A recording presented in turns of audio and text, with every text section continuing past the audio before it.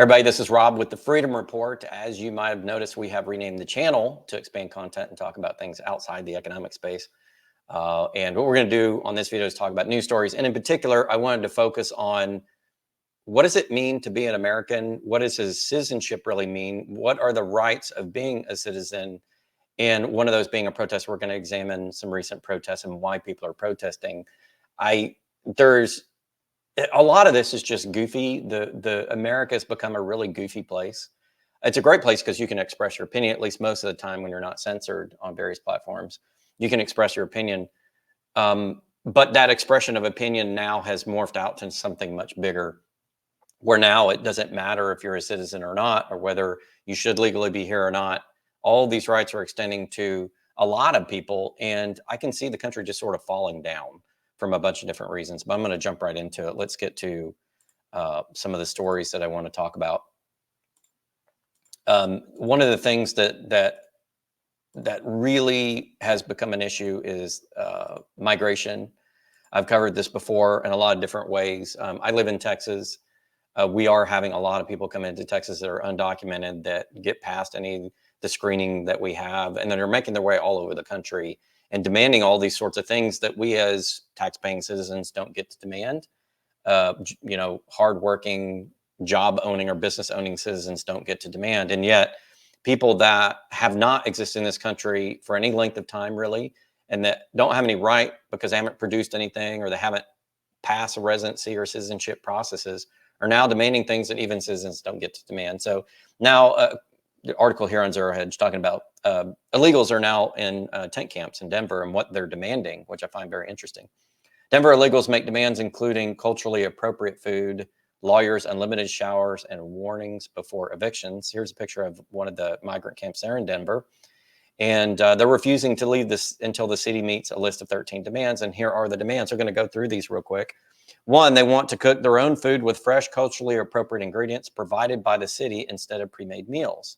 So it's not enough that the city's given them free meals because they can't provide for themselves because they're here illegally and don't have jobs and aren't paying taxes. And so they can't really use any established city services or anything like that. So they're begging the city basically to feed them, but it's not good enough that the city feeds them. The city has to find food from where they came from, give them those ingredients so the citizens can make it, and give them facilities, I presume, with which to cook. It would be great if I could go to downtown Dallas and just start demanding this from City Hall and the mayor's office. Hey, I live here and I pay taxes. Can I get some of this stuff? You know that they would laugh me out of that building. They would look at me like I'm from a different planet. And yet this is what the migrants want. And the city is caving to a lot of these demands. They're letting them live there in the first place. Also, they want shower access to be available within time limits and be accessed whenever. They're not military, they're civilians. Well, actually, they're not civilians. They're illegal immigrants from another country that aren't civilians like we are. There's a difference between a civilian and a non-civilian. A civilian is someone that's here, is approved to be here, pays into the system, works as a part of the system, is a part of the community. That's a civilian. They're not civilians, but they want to claim to be. If I went down to City Hall in Dallas and I said, hey, can you give me a free shower? I'm not in the military, I'm a civilian. What do you think they would do? They would throw me out on my butt, probably, wouldn't they? They want medical professional visits to happen regularly and referrals and connections for specialty care, because of course we need to give away all this expensive specialty care. If you've ever been to a specialist, you know how expensive that can be, but we want to give it away for free to these people because that won't break the system. It's not that medical costs are rising at all. They've fallen for the last 3 decades, don't you know? Didn't you guys know that we can just give it away for free to the rest of the world because there's no cost there. There's no cost for doctors and hospitals and equipment and drugs and knowledge on procedures and schooling. No, that's all free. That's free. It never cost us anything. Of course we can give that away for free. Yet I have to pay into a really expensive medical plan, pay all of these deductibles and everything to the point in which I'm paying for most of it anyway. But if you're a migrant from another country, no, we'll just give it to you for free. Why not? They'll all receive the same housing support that has been offered to others. They can't keep people out after 30 days. All shelter residents will receive there needs to be a clear, just process before exiting someone or evicting someone. Notice how they can't call it eviction? You can only call it an eviction if you meet eviction rules. To meet eviction rules, you have to sign a lease and you have to pay for that lease for a certain period of time. And if you don't pay, or you have bad behavior and you break the lease in other ways, you go through a legal eviction process. That protects the rights of both the person providing the housing and the person living in the housing. That's why that process exists. It's been born out of hundreds and hundreds of years of history, dating all the way back to England, by the way, before we became the US. And in different areas of the country, it's either Spanish law, English law, or French law, basically molded into a set of laws that we all follow in the different states. But they're all very similar, and they're all very established, and they've been here for longer than any of us have been alive, much, much, much, much longer. Longer before the US had a constitution. There were certain rules and rights, both in the common law and now statutory law. But if you're an immigrant, you don't have to worry about that. You can live here as long as you want. The rest of us have to follow the rules.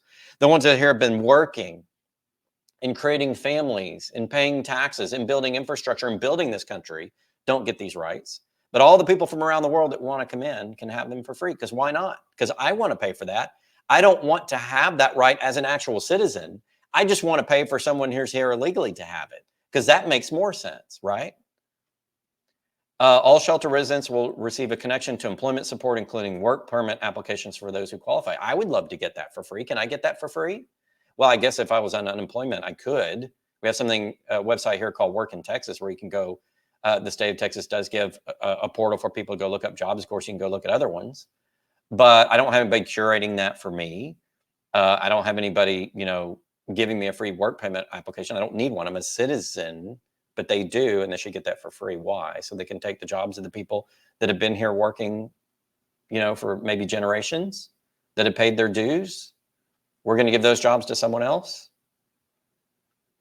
Consultations for each person, family with a free immigration lawyer. Yes, because we want you to come here illegally first, use all of our services that we don't get. Then we're going to give you a free path to getting citizenship. Because why? Why? If the system can't handle all the people here and we've got our own economic problems, why are we giving this to you for free? How's that going to solve issues? The city will provide privacy for families because, yes, you have to have a sheet or a wall, because you're getting free food, free medical attention, free job support, free legal support, that you can't stand living next to another family while you're getting all those other freebies. Of course, why not? What else do they want? No verbal, physical, or mental abuse permitted from the staff. Now, I would say just out of common courtesy, yes.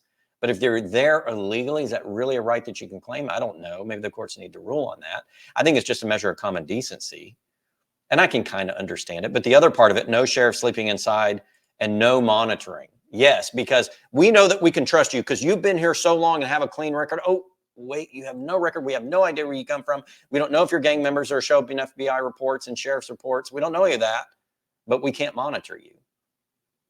Right, okay. No separating families regardless if family members have children or not. Now that I can understand. You don't want to separate families when you're deporting them. You deport them all together. Or you put them and you put them through the immigration process and put them in a holding cell. Yes, you would put them together. But not while you're roaming the countryside for free on someone else's dime. Why do you have that expectation that we need to support your family unit? Where does that expectation come from when I as a citizen don't have that expectation? Nobody's running around making sure my kids get home from school okay and something doesn't happen. No, that's my responsibility as a parent. So why aren't the immigrants, required to maintain that responsibility? I don't know.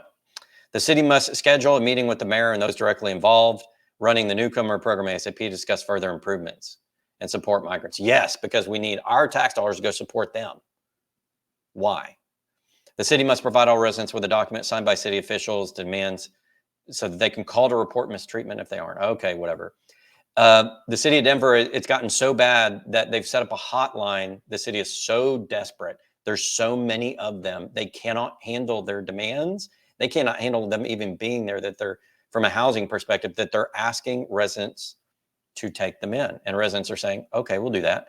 Here's a couple. It was in the news a few weeks ago. It's on CBS News Boston about how in Boston, a couple's taken in 4 migrants. Now, good luck getting them out because, squatter laws and things like that, which we'll get to in a moment. Some people are treating it like they get a free servant. But this servant isn't vetted by anybody. How do you know that they're a good person or not a good person? Are you putting yourself at risk? Is this lady putting herself at risk by taking in this migrant? And how does a migrant feel about that? Is this like a form of indentured servitude? I don't think this is actually, I think it's fair for somebody who's taking you to the home to expect you to work and do something, but you also want to get that person out of your home and into supposedly citizenship and into a job and things like that. So I don't know if this really works from any which angle I'm looking at it. I guess she's getting a benefit, but I don't know. Do you really want a person that you don't know living in your home with you? I wouldn't do it. Michigan's offering citizens $500 a month to house illegal immigrants. Hey, we'll pay you some money if you house them. Is $500 enough? I don't know. Apparently it is for some people. And this guy, of course, is an illegal immigrant, admits to it, and says they're using squatter laws to take over people's homes. He's very angry about it. He says, we're going to come here and we're going to bring them all. We're just going to invade your country. He uses that language in the video, if you watch it. And they're going to squat and take people's homes through, squatter laws. Now, the squatter laws weren't originally meant for that, from that perspective. If you go back in history and look at squatters' laws, they're really there so if something's completely abandoned, nobody's ever coming back, or the person died or whatever, a way for somebody to take over a residence that needs it. But they're really sort of meant for extreme circumstances. Really what's supposed to happen in most jurisdictions that I'm aware of is that it goes to some sort of tax sale or government sale, and it goes to somebody who pays off whatever existing debt was, and then gets a home, and they'll get it for a discount. And that's a wonderful program. And if something's been completely abandoned, like, I don't know, up in Detroit where you have like half of the city almost abandoned, a third of residential homes, I read, that may be a good process, but you want to go through the legal process. That's not what this guy's talking about. He's talking about invading people's homes, staying there, being even violent about it in the way he's describing it, and just taking it from someone else. Well, I can't imagine places like Denver and LA and Michigan and all of these sanctuary cities, Boston, St. Louis, ever encouraging this type of behavior from this gentleman by giving away all this free stuff and saying, basically rolling out the red carpet saying, come invade our country. Like, why would we have not expected this to be an issue? Well, ladies and gentlemen, the House is here to rescue us. They're going to solve the problem because they're passing the Electoral Integrity Bill to restore the citizenship question to the census. This is going to solve everything. According to Epoch Times, and James Comer said Congress is taking steps to proactively protect a fair electoral process. Well, it sounds good. The House of Representatives voted on Wednesday to pass a measure that would add a citizenship question to the next U.S. Census as part of the latest efforts by conservatives to protect America's democracy and electoral integrity. The legislation known as the Equal Representation Act was led by Chuck Edwards. American citizens are counted when appropriating congressional seats and electoral college votes. It passed 206 to 202. Apparently it wasn't a shoe-in. It passed by 4 votes. The measure would direct the Census Bureau to add a question to the once-a-decade census asking whether or not a respondent is a citizen of the United States. It asks that only citizens be considered when determining how many lawmakers each state gets in the House of Representatives. Wait a minute. So once every 10 years, you're going to hand somebody a piece of paper, ask them to admit to whether they're a citizen or not, for the purpose of recording this information and determining how many people need to be added to the House. But wait a minute. If you're an immigrant coming in and you've been promised free stuff, are you actually going to say that you're not a citizen for purposes of not getting representation of people giving you more free stuff from Congress? Because that's where it's coming from. It's the government giving free stuff, rolling out the red carpet and pulling like guys like this in. And I'm sure good people, but also a lot of violent criminals. And you're going to ask them to actually, one, be honest on this report from the perspective of it might actually highlight the fact that you and a bunch of millions of other people are here illegally. What are the chances they're gonna fill it out? I mean, be honest. And second, if you hand this to people in migrant camps, what are the chances they're gonna fill it out at all? They're not gonna care. It's not like you set up as a requirement for this guy to squat or for these people to live in tent cities. And what does it actually do to stop the issue itself? A big bag of nothing. A big bag of nothing. Well, so are these people really citizens? No, they're not. They're getting benefits even citizens don't get, and they're not citizens. And that's obviously an issue. We have our own economic issues in the United States. We're worried about a big crash coming. We're worried about the banks failing. We're worried about the dollar losing its status. We're worried about the state of the American economy and whether it'll be there for the rest of our lives and for our kids. And yet we're inviting all these people in, giving them a bunch of free stuff, and then asking very nicely, please tell us if you're a citizen or not, because we're going to use that for representation later, which they don't give a rat's ass about. And even so, they're probably not going to fill it out because they don't want a bunch They want the states that are giving them free stuff to get more representation, to give them more free stuff. That's not going to do a damn thing. Well, what does it actually mean to be a citizen for those that are here? Well, look at the goofy stuff we've got going on in America right now. I'm going to show you a video from a woke protest, basically protesting something somewhere by a bunch of, I can describe as dorks with trash cans. And I've got some comments after this, but the person that made this out said it to NFL Films, and it's great because it's goofiness with you're going to love it with the music. If you guys have ever watched an old NFL Films video talking about the old days of the NFL and the guys that fought in the trenches and the masculinity and the testosterone, and this, you know, this is football. This is representative of the toughness of American culture. Watch this video. Of misguided valor, the privileged warriors bravely advanced, placing their faith in Rubbermaid and patchouli oil. But the guardians of order stood resolute, repelling the advance like the steel curtain. This one guy, the would-be revolutionaries met not with victory, but with the cold reality of life. Echoes of the folly of youth reverberated across the nation. A cautionary tale immortalized in the annals of absurdity. The cop, he can't even arrest him. I mean, if you're, I agree that everybody should have the right to protest. I think it should be limited to citizens, in my opinion. But if you want to go protest and you're not here illegally, okay, fine, as long as it's peaceful.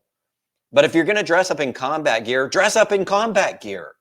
A painter's mask, okay, and a trash can, and not having even the guts to actually do it, you know, what kind of men do we have in society? I don't know if this is a bigger issue over the problems with protesting as much as it is the problems with men not being men anymore. You know, when men are strong, you tend to have strong societies generally, as long as they're not tyrants. But I mean, men in society in general, they have good values, good moral value to stand up for it. You know, and definitely football was sort of a representation of that. If you're not in football, it's fine.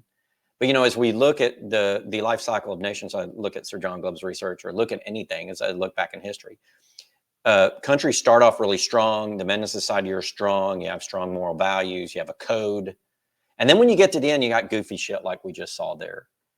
First of all, that's doing nothing but making you look like an idiot and a wuss. It's not solving anything. The poor cops that have to go out there and deal with this crap, that's money out of city budgets to deal with this stupid goofiness. I can't imagine how that cop feels watching those supposed men running at them with painter's masks and trash cans, Rubbermaid trash cans, not even metal ones. And one of them doesn't even have the balls to do it. He runs outside. It's like, oh my God, I can't believe I'm actually doing this. He like tries to get out of it, running away. I mean, I guess I would respect it more if you had the balls to actually do it. Even though I'm not into violent protesting, and I'm not into any sort of violent protest. I'm not calling for that, by the way. If you want to protest, do it peacefully, civilly, within the law. Don't attack the police. It's stupid. The police, when they're out at protests, are there to help you affect a safe space for you to protest and maintain law and order. Don't attack the police. And especially don't do it with garbage cans, you idiots. And this goes to the right to protest, but it's more to men and what has happened to men in society. Well, we've got more on the protest front from you. Intrepid young reporter went out to a Palestinian protest and asked people what they were protesting, and they didn't know. And it's probably because either they were paid to be there or they just thought, oh, I'm going to go protest something, and had no idea what they're protesting, which shows you that a lot of the protests that we have in society aren't really real. First of all, when you're running at cops with trash cans, that's not a real protest. That's you being a clown. That's you being a wussy boy and a clown. That's what that is. But this other form of protest, when they don't know what they're protesting, how effective is that really? And if you're sitting back and you're observing this, you're an observer and you're looking at protests around the war, which, you know, I don't like war and I've got no problem protesting war. But if you're watching this and half the people there don't even know why they're there, are you going to take that protest seriously? It doesn't help the cause, but watch this video. Now standing outside of a Palestine protest, I want to know if they actually understand why they are protesting and see if they can give me any good answers. What are you guys out here protesting for? No comment. Why are you guys out here today? Speak to the organizers. Why can't I wanted to ask you though. Official statements from the organizers only. In the simplest terms, why are you guys protesting? Why are you guys protesting today? I'm okay, thank you. Yeah, I don't think it would be a good idea if we... Why are you guys protesting? Just to be a part of the cause. And what's the cause? Yeah, I'm not the right person to talk to either. It's not our job to talk. We're just here to support. We're not the spokespeople of this event. This is the wrong people to talk to. I'm not asking for the spokesperson. I'm just asking why you guys are protesting. Why are you guys here today? We're not interested in speaking with you. What are you protesting? You got the old "go ask the organizers" approach. We don't actually know what we're protesting. Go ask these three guys over here that paid us all a bunch of money or told us we would get volunteer time if we all showed up en masse to this event. We have no idea why we're here. They're standing around, you ask them questions, they're like, oh, yes, we're protesting. For what? Do you even know why you're protesting? I had more respect for people that protested against the Vietnam War because they held up signs and they had slogans and they knew what they were protesting. What in the hell are these people? They're not protesters. They're paid bodies. They're actors. They're not involved. They don't know what they're protesting. And what does it say about the integrity of these people showing up to protest and they don't even know what they're protesting? What if you're protesting something and you realize, well, I actually want to be on the other side of the argument, or I don't have a dog in the fight? Why are you there? Protesting works when it's done well. When it's nonviolent, it supports the police supporting the protest and the people supporting the protest. It doesn't waste resources. You have a cohesive message. You know why you're there, and you say it peacefully but forcibly within your rights. That's an effective protest. The clown shows that we just saw, those two clown shows, are not protests. So when people tell you that somebody's protesting, first of all, you have to, well, are you paid? Or are you showing up without knowing what you're doing? And second of all, how are you protesting? You know, I don't know what's scarier. I don't know whether it's the fact that we have a bunch of people in this country that don't share our values. We don't know whether they're violent or not. They're getting a bunch of free stuff, which is going to make the economic situation worse and waste a bunch of city and state resources and federal resources. Or whether we have people here that don't understand how to be a citizen and within the law and effectively do it, and getting involved in things they don't even know about. What's wrong with our culture? First of all, where are the men in society standing up for things? Where are the men in society running cities and doing it within the law? Where are the people that are legitimately protesting things that they have a cause for? The definition of being a citizen in this country has been so blurred that nobody knows what it means anymore. What does it mean to be a U.S. citizen? What does it mean to be a resident? What does it mean to be a productive member of society? When you see all this garbage going on, you see people getting free benefits. You see the violence rise and increase. You see the collapse of these economies that can't support it. You see these goofy protests where they don't know what the hell they're protesting and they have no conviction to protest anyway. And they're getting semi-violent, but you can't really take them seriously because they're not really getting violent, but they're doing it the wrong way anyway. It's diluting our culture. It's diluting the meaning of being a citizen. It's diluting the meaning of being a part of this community that we've been for well over 250 years and even longer than that before we had the Declaration of Independence. We were still a community. Even when the king was over here and the troops were over here, I felt like we had more of a community than we do now. What does it mean? What does it mean to be a citizen in the U.S.? What does it mean to understand how to protest? What does it mean to be a productive member of society and do it in the right way? We've lost all of that. We've lost the culture around what it means to be a productive citizen and who can be a citizen and what their rights are and how they express them and how we're going to respect that.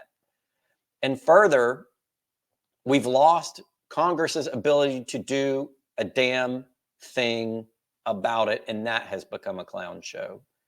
And that more than the financial issue, that more than the money issue, to me means we're on that slippery slope into the end of what we used to call a great country. And we're at the end of our run of being sort of that shining light on the hill for other people. And I know that there are a lot of people that are immigrants that are coming here thinking we're the shining light. I got news for you. You're showing up, maybe you'll get some free benefits now. But when you see the clown show that is America right now from a political and cultural perspective and an economic one, I bet a lot of these people are going to voluntarily get up and leave. Or maybe they won't. Maybe they'll become productive citizens. Maybe they'll help us turn it all. Who the hell knows? The representatives now aren't doing it. All the people asleep at the wheel, not paying attention, or too afraid to say something, are not doing it. You know, it's a mess. This country is a mess. It's a mess because the men are not standing up and being men anymore.